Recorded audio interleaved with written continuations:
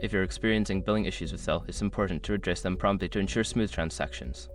Follow these steps to resolve your billing problems effectively. Step 1. Check your transaction history.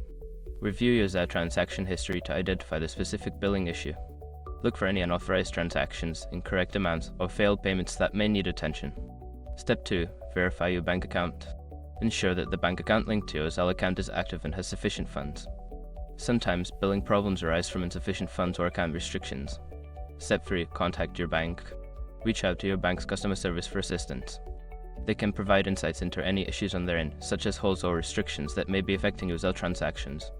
Step 4. Review Zelle's policies. Familiarize yourself with Zelle's user agreement and policies. Understanding their terms can help clarify any misunderstandings regarding fees, limits, or transaction processing times. Step 5. Report the issue to Zelle. If the problem persists, contact Zelle's customer support directly through their website or app.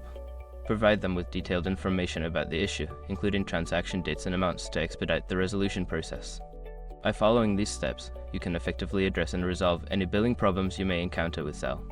Remember to keep records of your communications for future reference.